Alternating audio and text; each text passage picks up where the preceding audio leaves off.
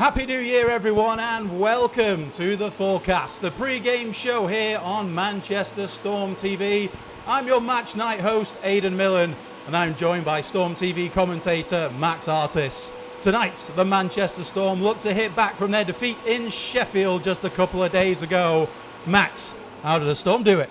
It's going to be a team effort. It's going to have to be shutting guys down all over the ice. Smaller rinks, the Storm can do it. They play well in this barn. And they need to be a step up on the opponents tonight and be in their faces from the get-go.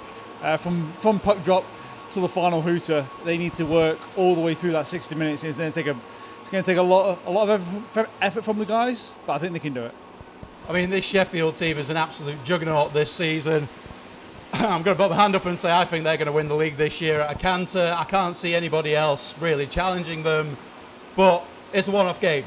You know, anything can happen. I remember here a few years ago, New Year's Day, the big sellout, the big crowd.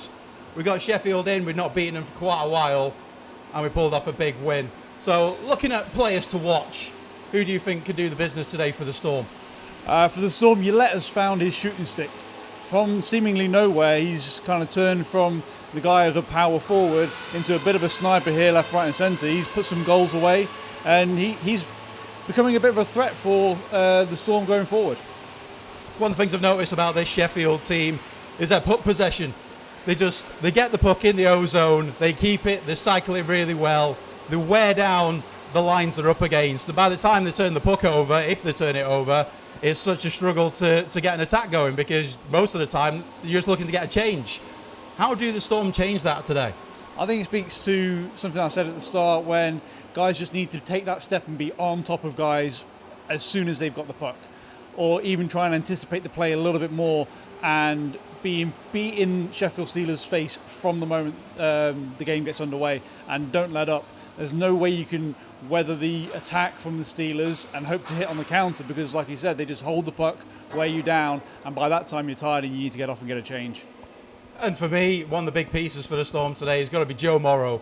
You know, we really need his quality if we're going to come out on top today, I think, because of his puck carrying especially, because getting out of the zone is going to be so tough for most of the night. Yeah, the way he sees the ice is kind of second to none. You can kind of see that NHL pedigree and just kind of the way that he looks and skates, and his vision is just second to none.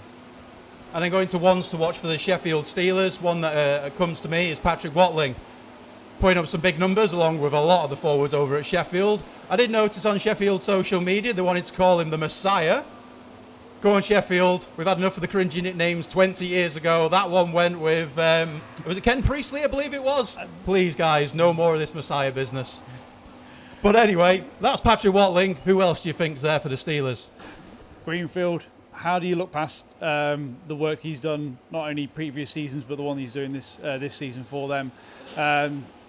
Gives them a chance to win every night, as we say with most goaltenders, but he's doing it and standing on his head as well. And now it's time to put Mystic Max on the spot. What's the prediction for the score tonight? I can't go anywhere near the scoreline that was put up in Sheffield because it's not going to happen at all. Storm have got more about them than that. And I'm going to say it's going to be a 5-2 game. I think it might end up going the way of the orange contingent tonight. Hopefully it's the other way around, but a good showing from the Storm, and we'll have a good night either way.